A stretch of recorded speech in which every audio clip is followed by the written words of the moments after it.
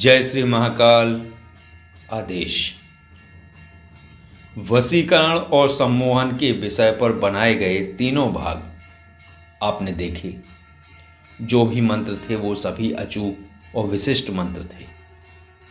विधान भी बताया गया, सूत्र भी बताए गए, लेकिन कुछ क्रियाएं हैं जो इन मंत्रों की तीक्ष्णता और कार्य प्रणाली को पूरे 100% करती हैं, लेकिन उन क्रियाओं को सार्वजनिक नहीं कर सकते।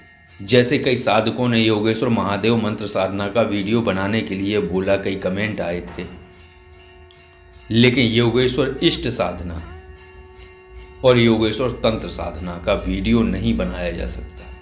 क्यों? क्योंकि साधक को 6 साधनाएं पहले करनी होती हैं, जैसे प्रारब्ध परिवर्तन साधना, यानी पिछले जीवन की शक्तियां व्यक्ति से इस जीवन में भी जुड़ने का प्रयास करती हैं, लेकिन कुछ कर्म फल उसके दुर्भाग्यपूर्ण प्रारब्ध का निर्माण करते हैं, तो वो शक्तियां कुछ दुर्भाग्य के कारण उस साधक से नहीं जुड़ पाती और जीवन क्लेश परेशानियों से भरा रहता है। तो उस प्रारब्ध के परिवर्तन के हेतु प्रथम साधना प्रारब्ध परिवर्तन कराने के बाद नवग्रह दोष निवारण क्रिया कराई जाती है, क्योंकि जन्म के समय के ग्रह जो दोषपूर्ण और मारक हैं, उनका दोषपूर्ण फल कम हो जाता है और अच्छे ग्रह जो लाभ देते हैं वो बलिष्ठ होकर उसका भाग्योदय करते हैं। इसके बाद तंत्र प्रयोगों और नकारात्मक शक्तियों से साधक के प्रियजन और स्वयं साधक की रक्षा हेतु मां कालेश्वरी देवी की साधना कराई जाती है, जो स्वयं ही साधक पर और उसके प्रियजनों पर तंत्र प्रयोगों के दौरान कवच लगा देती हैं। अगर कोई तांत्रिक साधक पर या साधक के प्रियजनों पर कोई तंत्र प्रयोग कर रहा है या करने वाला होता है, तो वो स्वयं अपने साधक के प्रियजनों पर और साधक पर कवच लगा देती हैं बिना प्रार्थना के। तो ये साधना भी आवश्यक है।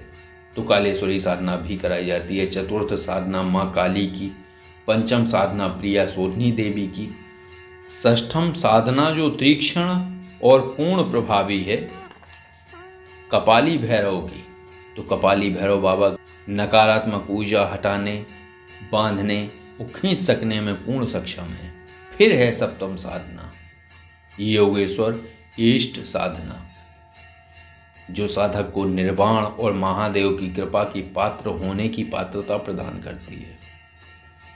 अष्टम साधना योगेश्वर तंत्र साधना, जो किसी भी बड़ी से बड़ी शक्ति का तंत्रवाल काटने, तांत्रिक क्रियाओं को रोकने, घर की कीलन प्रक्रिया और उसे अभेद्य कवच निर्मित करने में पूर्ण सहयोगी है और सभी ऊर्जाओं को गति प्रदान करने, साधक की परीक्षाओं को कम करने और आध्यात्मिक क्षेत्र में उसका अप्रत्यक्ष रूप से मार्गदर्शन करने के लिए नवम साधना 64 योगिनी साधना कराई जाती है। तब कहीं साधक योगेश्वर साधना में सफल होता है।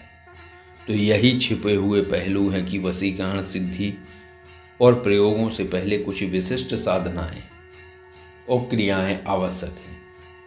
तब कहीं वो मंत्र पूर्ण प्रभावी होते हैं जो वशीकरण विद्या के मंत्र हैं।